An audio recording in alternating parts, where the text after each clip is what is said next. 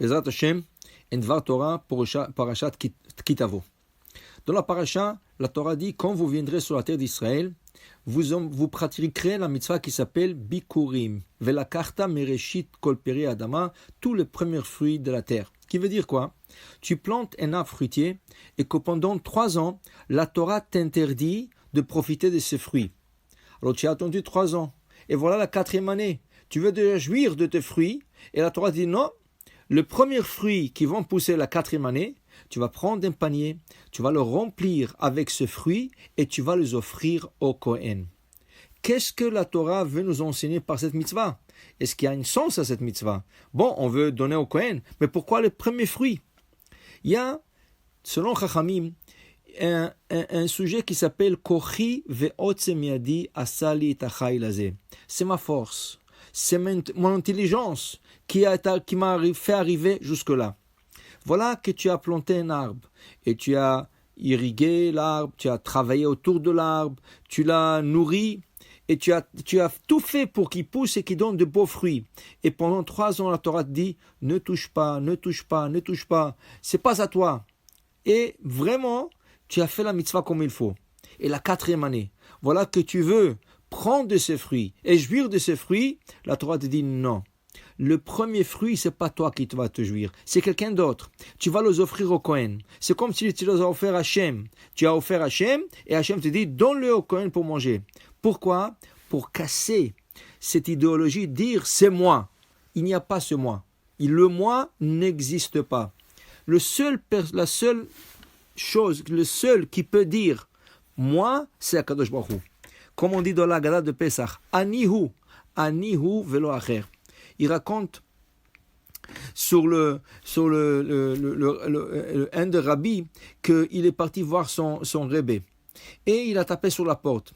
Alors le rabbi n'a pas répondu et il tape encore sur la porte et le rabbi dit qui c'est? Il dit c'est moi et il tape encore qui c'est? C'est moi. Et le rabbi lui dit ok rentre. Il est rentré et le rabbi lui dit écoute, j'ai une brit mila aujourd'hui et demain, et je ne peux pas aller. Est-ce que tu peux me représenter? Il dit oui, Bechavod Rabbi, je vais aller vous représenter. Il est parti à la Brit Mila, et pendant le repas, le balabait qui était riche, il a servi avec des assiettes très chères, avec de la côte de riz en argent, et pendant le repas, voilà qu'on dit, ah, il y a une fourchette qui a été volée. Alors tout de suite, un des serveurs qui a vu une personne qui n'était pas de la communauté, il a dit ça doit être dans la poche de ce monsieur, de ce rabbin, vous allez trouver la fourchette. Et le rabbin a commencé à dire non, c'est pas moi. Alors le rabbin, comme il était un homme respectueux, a dit peut-être c'est lui qui m'accuse. Ils ont cherché dans la poche du serviteur et voilà, ils ont trouvé la fourchette qui manquait. Et c'est sûr que ils en sont excusés devant le rabbin. Quand le rabbin est revenu chez son rabbi, il a dit rabbi, regarde qu'est-ce qui m'est arrivé. J'ai une honte, je vous aurais présenté, mais on m'a accusé du vol. Le rabbi lui a dit, et qu'est-ce que tu as dit quand t'as accusé? Il a dit, c'est pas moi. Il a dit, voilà. Tu te rappelles quand tu es venu me visiter et je posais la question, qui c'est qui tape à la porte? Tu as dit, c'est moi. Sache une chose dans la vie. Le seul qui peut dire c'est moi, c'est Akadosh Baruch Hu. Comme il est dit dans la Haggadah de Pesach, Anihu velo acher. C'est moi qui ai sauvé les Juifs de l'Égypte. C'est moi qui ai emmené les prodiges. C'est moi qui ai emmené les diplères. Anihu, c'est moi et pas autre. Le seul qui peut dire moi, c'est Akadosh Baruch Hu. Alors voilà que tu veux déjà jouir de tes fruits la 4e année. La Torah te dit, pas à toi, laisse-le à quelqu'un d'autre. Pour casser cette mida de Kochi ve'otzem yadi. C'est ma force, c'est moi qui l'a fait. Alors pour dire, une personne toujours doit remercier Akadosh Baruch Hu, toujours lever les yeux au ciel, toujours dire Hashem, Toda Hashem, je sais c'est grâce à vous. Si une personne dit grâce à lui, il peut tout perdre. J'ai entendu une fois d'un grand comptable, il m'a raconté qu'il avait un client qui faisait par année comme des chiffres de 10 millions, de 13 millions. Et quoi? Il avait des magasins de meubles. Et il était partout à Miami. Il était partout dans les États-Unis. Et il faisait des gros chiffres d'affaires. Et lui, il avait la chance d'être son comptable. Ce comptable me raconte qu'à un certain moment, son client il commence à perdre. Et il est arrivé au point qu'il n'avait même pas quoi manger. Alors il lui a raconté, qu'est-ce qui est arrivé? Alors le monsieur qui était non-juif Il lui dit, je pense, ce qui est arrivé est la chose suivante. Ce monsieur, une fois, sa mère est venue le visiter. Il était marié, il avait un fils.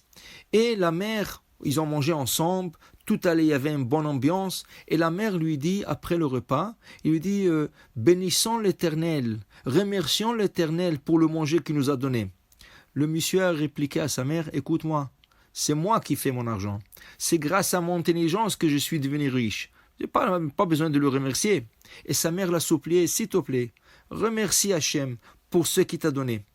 Et il a insisté de ne pas remercier Dieu. Ce qui est arrivé, depuis ce jour-là, petit à petit, il commençait à perdre dans les affaires. Sa femme, elle voulait avoir toujours une grosse part de l'argent. Tout de suite, elle s'est divorcée de lui pour prendre 50% quand il y a encore de l'argent. Alors, elle a pris son fils et elle s'est séparée de lui. Il lui restait que 50% de ce qu'il avait et il continuait à perdre jusqu'à qu'il est arrivé à un point qu'il n'avait presque pas quoi manger. Et il reconnaît, c'est parce qu'il a dit que c'est lui qui a fait son argent. Il ne voulait pas remercier Dieu pour le manger qu'il lui a donné. Rabotai, nous avons Birkat Amazon. La Torah dit Va'achalta vesavata uberachta. C'est la meilleure manière de se connecter à Hachem et dire à Hachem merci pour le pain que tu nous as donné.